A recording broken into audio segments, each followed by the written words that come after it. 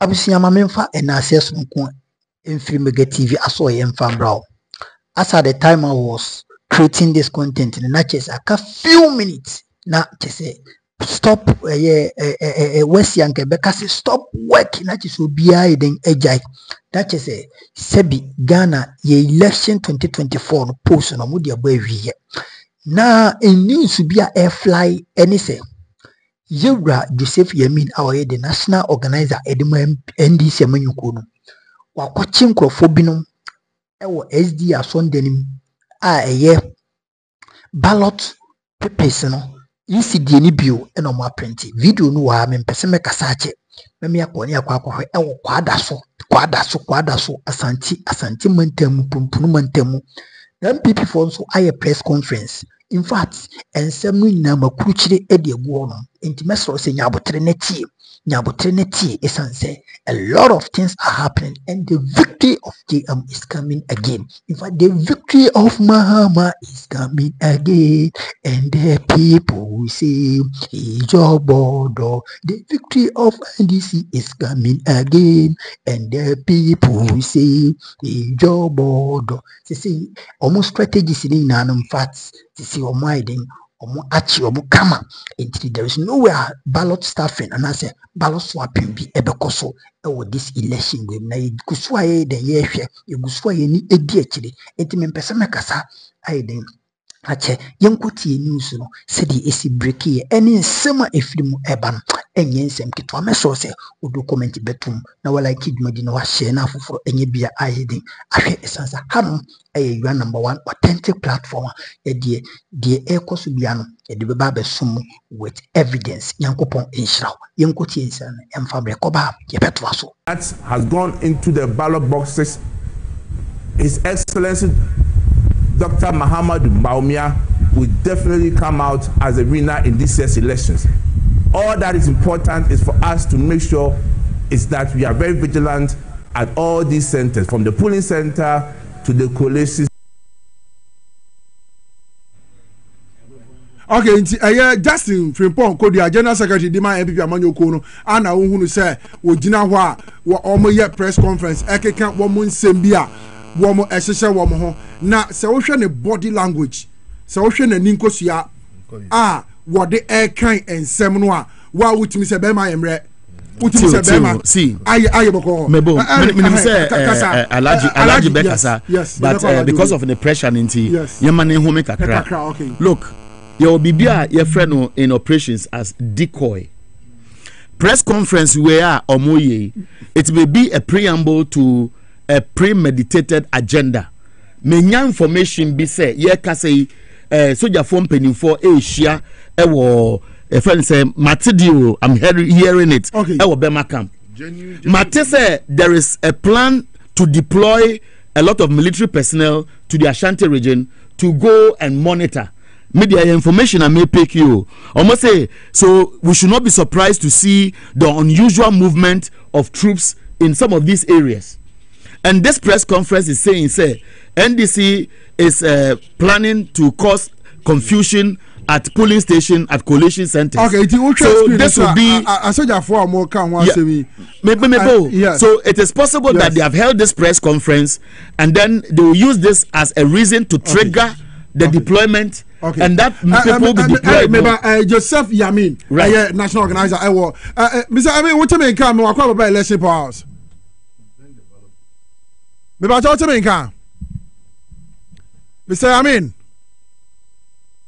Mr. Yalusino, I'm about to Monfanembra back. Now, Yembisano, Sa ballot papers here, Yakohu Quada, so SDA, are sorry, dear Muano, and then the copy of her. Then and then Homeda Edema SDA, sorry, Dano. It's why the mom who crying, why the this ballot papers, Kogu. Mr. Yamin, so what do you mean? Come and walk about election power house, Navy. Hello.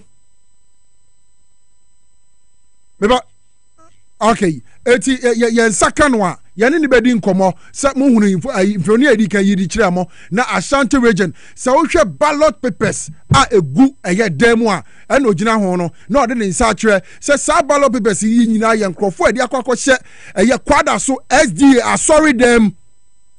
sabre anka omo ba be ballot stuffing na de ompesi bi omo ye bi omo de sorry dying. Yes. It is an uncompleted classroom blocker, any door, any window. SDA church is not also a 2x4 wayside church. And these churches are well gated. Sometimes they have security men at post. And normally, there's a whole consignment which couldn't have been lifted by one person. No. Say, more than 10 rounds, 10, 15 rounds, 20 rounds. So for this to be carefully concealed in the church in a room, means say the SDA church, which recently was complaining, say yebetua basati de to munyayanka isi insesano more integrity and a stake. But once a sreb walk quick with ekasano besides say give me the specific location. Yes. Anybody preparing to find room to tell lies or to issue a statement or a response to neutralize or compromise a position of fact buys time.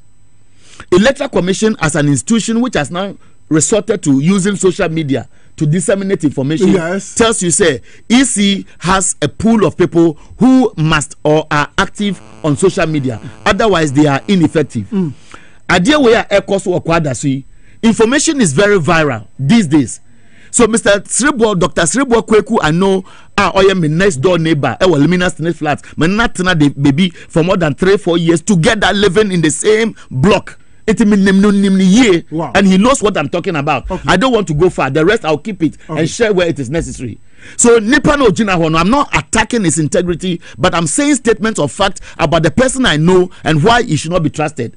If he says where, and Isi Pacha said they don't have intel on the ground, I am expecting that in as much as Kodeyo will be very careful in issuing statements, the coalition of domestic election observers as we speak must be issuing press conferences by the minute, and by the minute I'm using it figuratively, that periodically, which is timeous to coincide with in summer AACC, so that Ochina Nenkoya say Yatia Abesenko and San Obetro 10 pages said this is my observation. It is ongoing.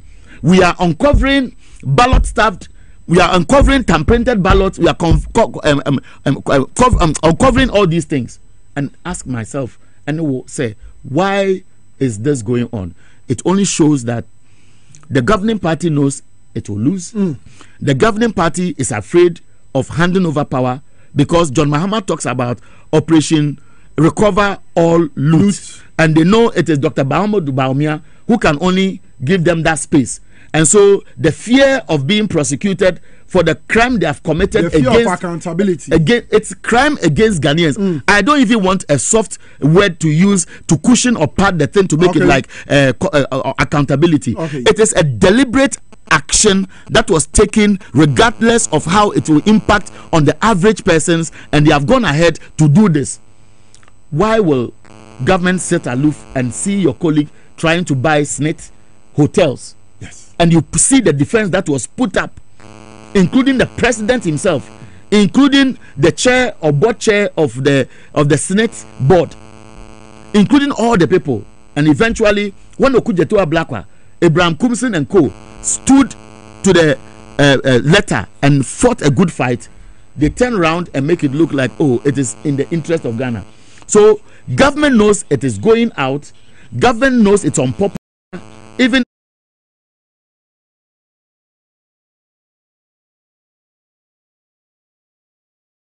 in its own stronghold. Only last week, I was in the Bebo, I was in the Ashanti region. Now, my catcher say, Omenhu, after spending days in the Ashanti region, John Mahama Kodi 5 days per. Omenhu say, Adiano Enkoye. So that is why they will do what we are witnessing. 14 minutes now. If you officially post, and the Yanko Papa Maxi or Kankwe not ballot bosses be a see the above more now. If you offer in Papa Maxi, whatever in car, we might call about election powerhouse. Papa Maxi, whatever in car. Okay, Gina baby, I want to dead or Hokakra, and then Echo so I will Kankwe not, baby, I would not say. Okay. Okay, Paul. Yes, for me, I have always like this year.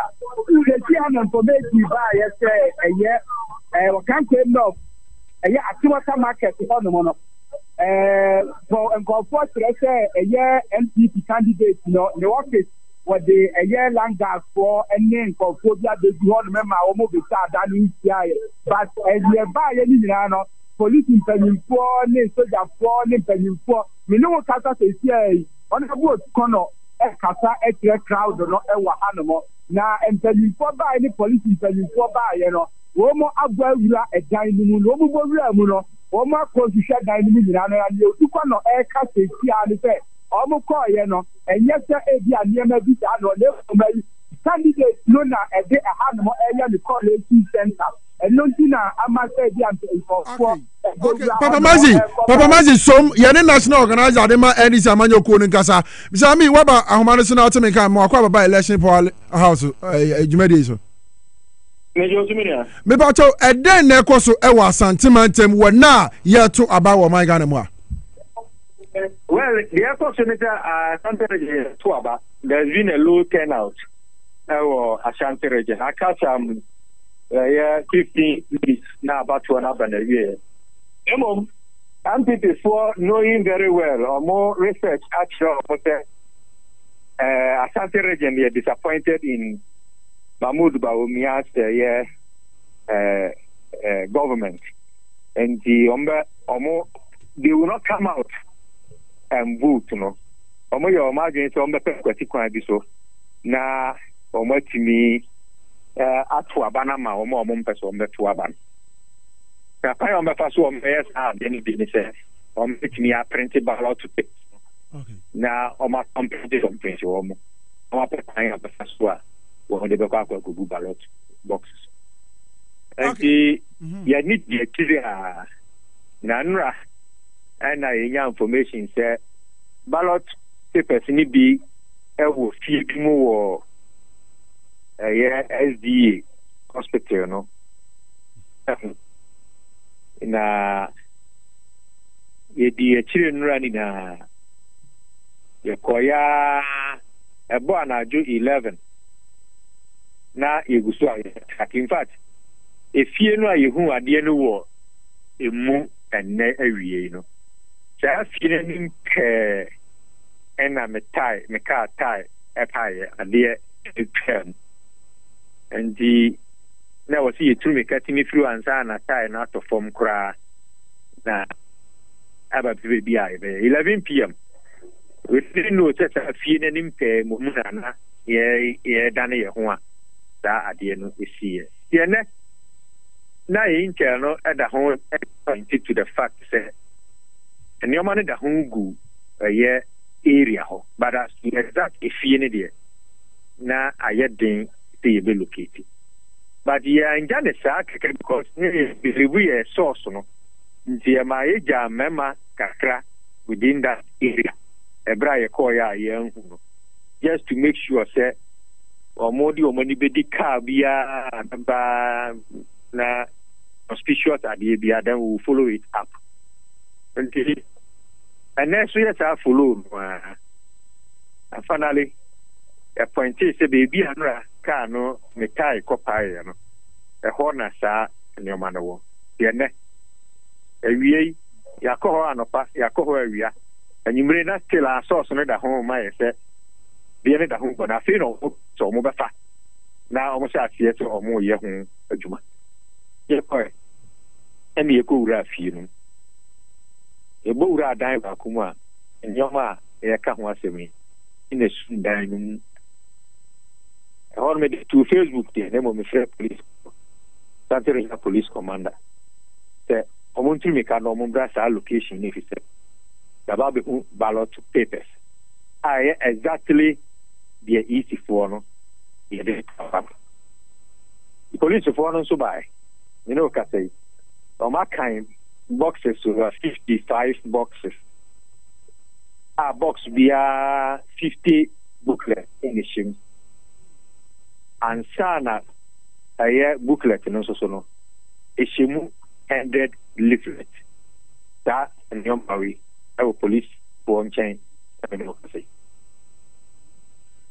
Okay, Mr. What you mean? Ya picking intel say afede omo hwanim say nka edu time ya be ya coalition center ho ana omo babawuram na fe ballot bi omo wo no wo matimi de akwa kwachichem ahoboa ban as national organizer of the NDC ana mo so mo ye say de be ya coalition center ho wo mutimi enya akwanya bia emfa ballot stuff emewura mu ho.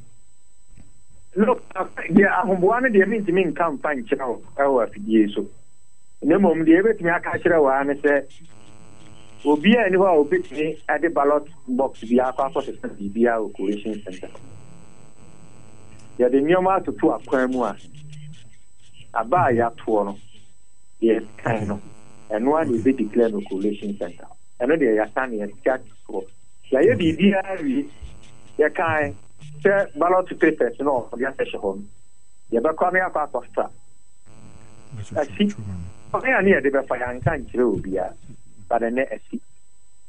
Some be to say, the NPP before war, I dream be said, or my Thumbprinted ballot papers be a coalition center, or my be defined the upper so now, master stand of the air. I'm going to tell you, of said, that you know will never happen. My press conference says here one more can say send some bia ekokso social media say the woodie and on Facebook ni ade enya dia wo nim baby potin kra won sem a wo kan wo mahunu enti enyi fa potin ana sa ballot papers ya police fo aba hu yi enyi fa na wo me no ka central police station. Okay yen enye ni e be create the ballot paper yen dia police for will have to do their investigations and tell the whole world why the cool feel. Gaben the cool feel. My dear, you continue the cool feel. Please, my you man say, you better uncover the carried out of this and hand it over to the police. Okay, so see, I mean, what they can say, you're picking intel bio, say, NPP. Deploy military presence at the aba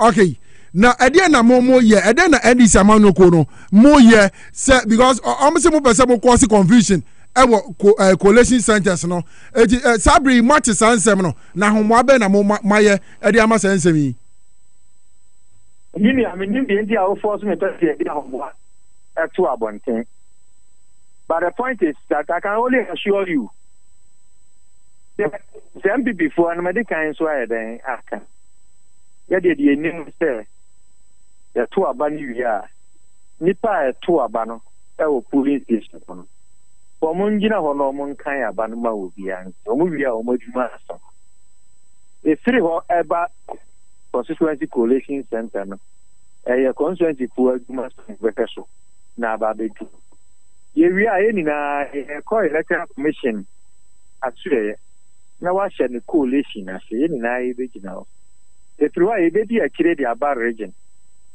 na di akire aba national yan ko konkoso confusion dia e ko ni akwa ko gina ni ahese ade na iti de kan no wa say 20 NDC 5 NPP ayampa 20 and 5 asa tano de ko ase ye dia na me nya sure say mrama se je ni bi kan to say maba ujina coalition center no hono na ya tiki boni de ne de abom ana de ebin si bi emia ebin si kra sabra me no de ka say ubetimi aka say say de mapeki ne me ya mode akọ police ni bibia no bibia aye bokọ a wani gusu di akire say enya de a ballot stuffing any bibia betimi akọso wa Asante Manjem about to no aka 6 minutes my watch ne upon until ballot papers will be a hot more in India media is here. Yeah, the NDC be now about to on here. Okay. Sanya wa pese oni winning community in battle tie kaka. Okay, Joseph ya mpacho wote menkana. Yes. But your NPP a press conference just about 5-10 minutes ago. No more press conference no omo complain say omo ate say mo pese mo create confusion e wo coalition centers. And then so yenya information bit say soldier for me name say from can we tree Asra for no there are plans to deploy Asra for say bia because of sa complaints no ombe take advantage enunti na ye deploy yo mo patchomati ana mo mo nhehye ya mo de betwa bibia enkoso na me sure say me press conference nra and money na mo ya said this I can't about what the NPP intends to use for any idea. But the amount almost what you see as Baba share so money, Pepe Akoswa. We don't have a problem because I'm cause confusion here. Nimum so more Baba share so ama the young to a barmano. Ya can't about the amount there, and the intimacy you. Yeah. That's on the baby at Yan, intimacy. Okay, Mr. Ami, you better was say now. Fe nchiremu bi a wode aba som ye no ye hia bibi biare de afia sentiment baby bia wa me ba cho ye be san ba ho ne aba be nchiremu. Okay, Mr. Joseph Yami, national organizer, Dema NDC Amanyoko no na wote ne nka ensemu a ACC ewo eye asante mo ye to enkomo Ewie abusia NTV ensemu a etimi akoso, and there is no amount of intimidation. Me see NDC supporters baby amu wo bia na mo nhyase. I think it's 5 number we what is 5 number we say stop working akoso. Baby NDC supporters will be among sorry Munko police station ho. And the intel I mean say can is said the powerful and I say TBS YZ to more countries the military no NPP for episode mo deploy mo na omo DSA enyambrasem na enkoso. Because Yankopon see hina, there is no man on earth that can what distool or that can what just do anything about it. In fact, ebeko ye na we say enche GM will crown as what the next president of this country. Yantiasie Emma Dr. Muhammad Bomia Emma.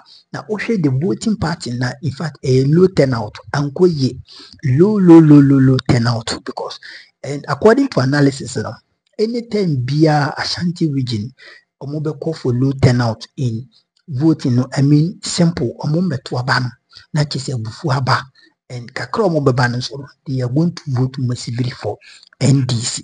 And in 2008 it happened and this year I repeat history repeating itself again in Tisanity yankasa bebre iguswa ye den yehwe de bisi bia no de beba besom e platform we so nti mesro say obe like idumadi no was subscribe to my channel no the bibie beto phone bia no mega de beba besom e wo dwumadi so na won so wetim enya ho ntiase e bibie timi akoso nti yeguso ye twen akakakra afi ya omo stop idie nim so omo mudi line mu no omo beto omo aba awie ansa isi no ahyase akinkan na nsuo eto baby nsuo na eto baby that must tell you something na nsuo eto baby in fact na nsuo eto baby and that must tell you something I will say ka bibi chew nsuo eto baby